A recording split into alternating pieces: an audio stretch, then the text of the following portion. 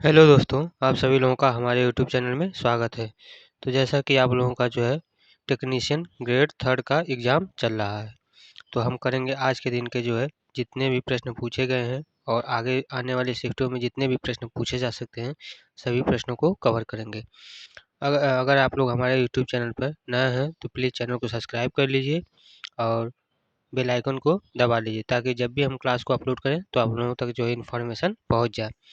और अगर आप लोगों को इस क्लास का पीडीएफ चाहिए तो पीडीएफ के लिए आप हमारे टेलीग्राम चैनल को ज्वाइन कर सकते हैं जिसका नाम है टीचिंग विथ गोविंद। वैसे टेलीग्राम चैनल का लिंक जो है हम डिस्क्रिप्शन में दे दिए हैं, वहाँ से भी जाकर आप टेलीग्राम चैनल को ज्वाइन कर सकते हैं। तो चलिए शुरू करते हैं आज की क्लासेस को। इसमें हम पहले देखेंगे सामान्य ज्ञान से संबंधित प्रश्न, उसके बाद हम करंट अफेयर और हिंदी कंप्यूटर ऐसे करते हुए देखेंगे। जिसमें हमारा पहला प्रश्न है कि किस मुगल सम्राट ने सबसे पहले दीन ए इलाही धर्म जो है चलाया था। तो वह कौन सा मुगल सम्राट है जिसने दीन ए इलाही धर्म को जो है चलाया था। तो इसका सही आंसर क्या हो जाएगा? अकबर। किसने? तो अकबर ने। सही आंसर क्या हो जाए? अकबर। अकबर जो है वह 1582 में धार्मिक एकता के हेतु जो है दीन ए इलाही धर्म को जो है चलाया था। अगला प्रश्न हम देखते हैं, प्रश्न नंबर 2। प्रश्न नंबर 2 आपका है, विक्रम संवत की जो है शुरुआत किसने की थी। विक्रम संवत की जो शुरुआत है उसको जो है किसने किया था, कौन से राजा ने। तो इसका सही आंसर क्या हो जाएगा? राजा विक्रमादित्य। सही आंसर क्या होगा? राजा विक्रमादित्य ने। विक्रम संवत की जो शुरुआत है किसने शुरू किया था, तो राजा विक्रमादित्य ने। और यह कब शुरू किया गया था, तो 57 ईस्वी पूर्व में जो है इसको शुरू किया गया था। विक्रम संवत की जो शुरुआत है राजा विक्रमादित्य ने जो है 57 ईस्वी ईसा पूर्व जो है विक्रम संवत को जो है शुरू किया गया था। आगे देखते हैं हम। अगला प्रश्न आपका है प्रश्न नंबर 3। प्रश्न नंबर 3 है, त्रिपिटक किस धर्म से संबंधित ग्रंथ है। त्रिपिटक जो है यह आपका किस धर्म से संबंधित जो है ग्रंथ है। तो इसका सही आंसर क्या हो जाएगा? बौद्ध धर्म। त्रिपिटक जो है किस धर्म से जो है संबंधित ग्रंथ है, तो यह आपका संबंधित है बौद्ध धर्म से संबंधित ग्रंथ आपका है। सही आंसर क्या हो जाएगा? बौद्ध धर्म। आगे बढ़ते हैं अगले प्रश्न की तरफ। अगला प्रश्न आपका है प्रश्न नंबर 4। प्रश्न नंबर 4 है, भारत का राष्ट्रीय जलीय जीव कौन सा है। भारत का राष्ट्रीय जलीय जीव आपका जो है कौन सा है। तो इसका सही आंसर हो जाएगा गंगा की जो है डॉल्फिन। गंगा की जो डॉल्फिन है वह भारत का जो है राष्ट्रीय जलीय जीव है। सही आंसर क्या हो जाएगा? गंगा की जो है डॉल्फिन। अगला प्रश्न है प्रश्न नंबर 5। प्रश्न नंबर 5 है, श्रीमद्भागवत गीता। श्रीमद्भागवत गीता जो है महाभारत के किस पर्व का जो है हिस्सा है। श्रीमद्भागवत गीता जो है भारत के जो है महाभारत के किस पर्व का जो है हिस्सा है। तो इसका सही आंसर क्या हो जाएगा? तो इसका सही आंसर आपका हो जाएगा भीष्म पर्व। किस पर्व का हिस्सा है? तो भीष्म पर्व। सही आंसर क्या हो जाएगा? भीष्म पर्व। अगला प्रश्न आपका है प्रश्न नंबर 6। प्रश्न नंबर 6 है, भारत में सबसे ज़्यादा कोयला किस राज्य में पाया जाता है। भारत में जो है सबसे ज़्यादा कोयला वह किस राज्य में पाया जाता है। तो इसका सही आंसर क्या हो जाएगा? तो इसका सही आंसर हो जाएगा आपका झारखंड में। भारत में जो है सबसे ज़्यादा कोयला किस राज्य में पाया जाता है, तो आपका झारखंड में पाया जाता है। सही आंसर क्या हो जाएगा? झारखंड। अगला प्रश्न है प्रश्न नंबर 7। प्रश्न नंबर 7 है, संविधान की प्रस्तावना कुल कितने शब्द में संविधान की जो प्रस्तावना में कुल कितने शब्द हैं।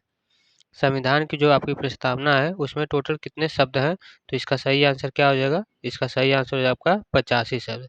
टोटल कितने शब्द हैं? तो टोटल आपके 85 शब्द हैं। संविधान की प्रस्तावना में कुल कितने शब्द हैं? तो 85 शब्द हैं। अगला प्रश्न है प्रश्न नंबर 8। प्रश्न नंबर 8 है, rocketry the knobby effect film किस वैज्ञानिक पर आधारित है।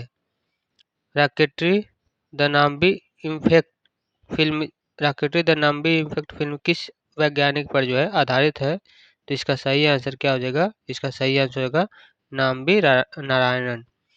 नाम्बी नारायणन के जो है जीवन पर जो है आधारित rocketry the knobby effect film जो है बनी हुई है। अगला प्रश्न आपका है प्रश्न नंबर 9। प्रश्न नंबर 9 है, सती प्रथा पर कानून प्रतिबंध किस वर्ष लागू हुआ? सती प्रथा पर जो है कानून प्रतिबंध जो है यह आपका किस वर्ष लागू हुआ है? तो इसका सही आंसर क्या हो जाएगा? सन 1829 में। सन 1829 में जो है आपका सती प्रथा पर कानूनी प्रतिबंध को जो है लागू किया गया है। और यह किसके द्वारा लागू किया गया? तो Lord William Bentinck. Lord William Bentinck के द्वारा जो है सती प्रथा पर जो कानूनी प्रतिबंध लागू किया गया सन 1829 में। अगला प्रश्न आपका है प्रश्न नंबर 10। प्रश्न नंबर 10 है हरियाणा राज्य किस वर्ष बना था? हरियाणा राज्य जो है यह आपका किस वर्ष बना था? तो इसका सही आंसर हो जाएगा सन 1966 में। सन 1966 में जो आपका हरियाणा राज्य बना था। सही आंसर क्या हो जाएगा? सन 1966। अब हम देखेंगे करेंट अफेयर से संबंधित महत्वपूर्ण प्रश्नों को, जिसमें हमारा अगला प्रश्न है प्रश्न नंबर 11। प्रश्न है 2025 में भारत माला परियोजना किस उद्देश्य से संबंधित है? 2025 में भारत माला जो परियोजना है किस उद्देश्य से जो है आपका संबंधित है? तो इसका सही आंसर आपका क्या हो जाएगा? राष्ट्रीय राजमार्गों के जो है विस्तार से संबंधित है। 2025 में जो भारत माला परियोजना है वह किस उद्देश्य से संबंधित है? तो राष्ट्रीय राजमार्गों का जो है विस्तार से आपका संबंधित है। इसमें जो है लॉजिस्टिक्स इंफ्रास्ट्रक्चर को जो है मजबूत करना, यही सब संबंधित बताया गया है। अगला प्रश्न है प्रश्न नंबर 12। प्रश्न नंबर 12 है इंडियन स्पेस पॉलिसी 2025 का मुख्य उद्देश्य क्या है? इंडियन स्पेस पॉलिसी 2025 का जो मुख्य उद्देश्य है वह क्या है? तो इसका सही आंसर आपका हो जाएगा निजी कंपनियों की जो है भागीदारी बढ़ाना।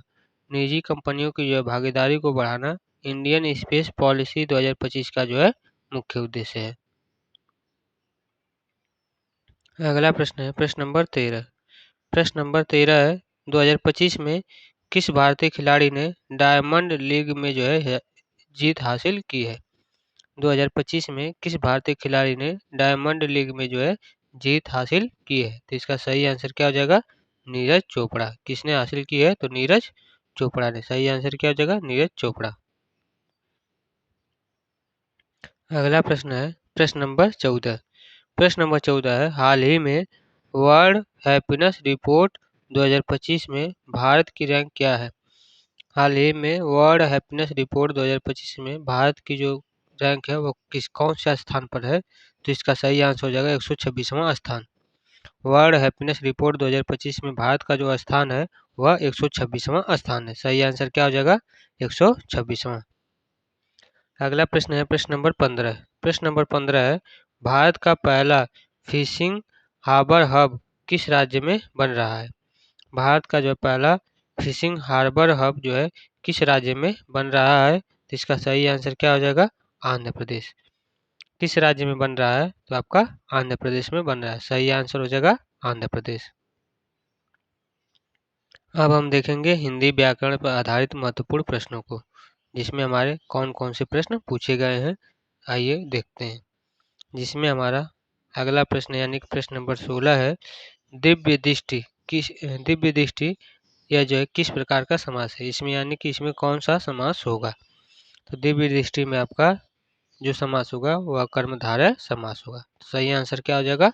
कर्मधारय समास, जिसमें आपका विशेषण प्लस विशेष्य का जो है संबंध दिखाया गया है।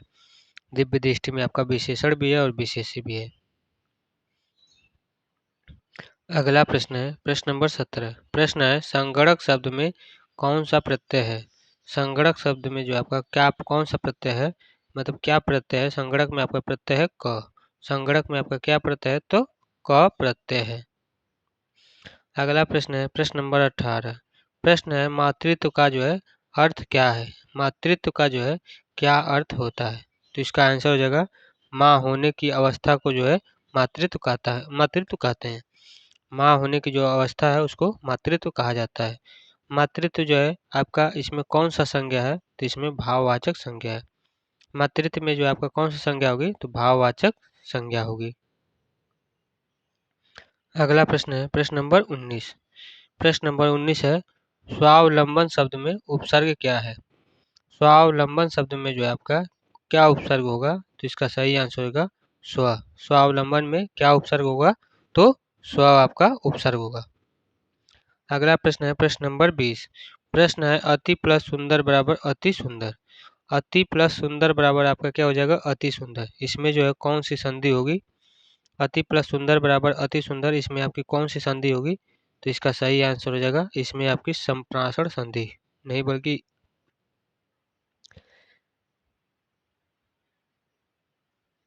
देखिए इसमें कुछ मिस्टेक है, इसको आप लोग करेक्ट करिए और कमेंट में बताइए इसका आंसर क्या होगा। अगला प्रश्न है प्रश्न नंबर 21। प्रश्न नंबर 21 है अस्पष्ट का जो है विलोम क्या है? अस्पष्ट का जो है आपका विलोम क्या हो जाएगा? तो इसका सही आंसर हो जाएगा अस्पष्ट। अस्पष्ट का विलोम क्या हो जाएगा? तो अस्पष्ट हो जाएगा।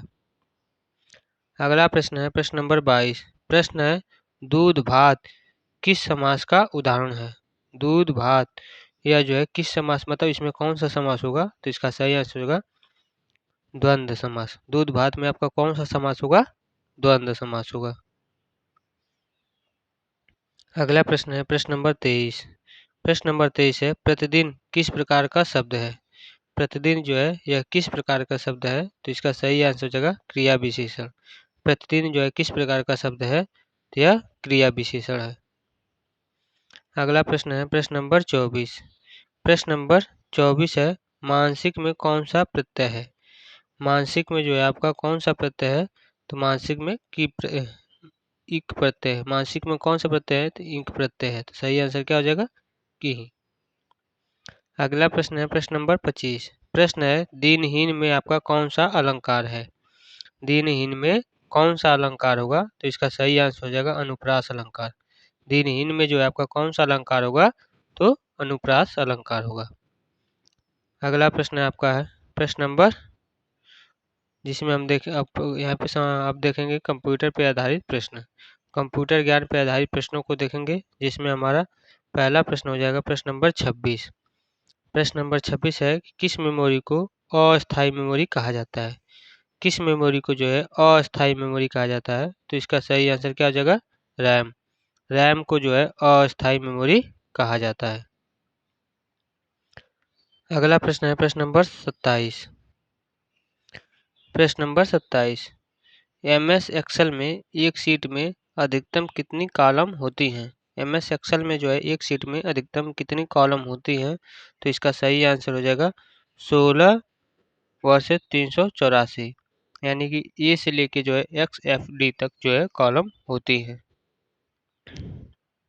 आगे देखते हैं। अगला प्रश्न आपका है प्रश्न नंबर 28। प्रश्न है लिनक्स किस प्रकार का OS है, यानी कि ऑपरेटिंग सिस्टम है? लिनक्स जो है यह आपका किस प्रकार का ऑपरेटिंग सिस्टम है? तो इसका सही आंसर हो जाएगा open source operating system. Linux जो है आपका किस प्रकार का ऑपरेटिंग सिस्टम है? तो ओपन सोर्स ऑपरेटिंग सिस्टम है। सही आंसर क्या हो जाएगा? Open source operating system. अगला प्रश्न है प्रश्न नंबर 29। प्रश्न नंबर 29 है कंट्रोल प्लस जेड का कार्य क्या है? कंट्रोल प्लस जेड इसका कार्य क्या होता है? तो इसका सही आंसर होगा अंडो करना। कंट्रोल प्लस जेड का कार्य जो होता है वह होता है अंडो करना, यानी कि पीछे करना। अगला प्रश्न है प्रश्न नंबर 30। प्रश्न है कि किसी भी वेबसाइट को सिक्योर बनाने के लिए कौन सा प्रमाण पत्र आवश्यक है? किसी भी वेबसाइट को जो है सिक्योर बनाने के लिए कौन सा जो है प्रमाण पत्र की आवश्यकता है? तो इसका आंसर हो जाएगा SSL सर्टिफिकेट। SSL सर्टिफिकेट का जो है आवश्यकता होती है। तो सही आंसर क्या हो जाएगा? SSL certificate.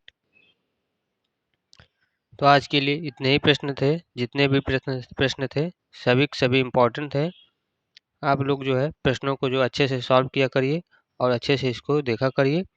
अगर आप लोगों को जो है इस क्लास का PDF चाहिए तो PDF के लिए आप हमारे टेलीग्राम चैनल को ज्वाइन कर सकते हैं, जिसका नाम है teaching with Govind. Telegram channel को ज्वाइन करिए। अगर टेलीग्राम चैनल को ज्वाइन करने के लिए आप हमारे डिस्क्रिप्शन में डिस्क्रिप्शन में जो है लिंक दिया है, आप वहाँ लिंक से भी ज्वाइन कर सकते हैं। बस, और सबसे बड़ी बात, आप हमारे चैनल को सब्सक्राइब करिए और बेल आइकन को भी दबाइए, ताकि जब भी हम क्लास को अपलोड करें तो आप लोगों तक जो है इन्फॉर्मेशन पहुँच जाए। आज के लिए बस इतना ही। जय हिंद, जय भारत।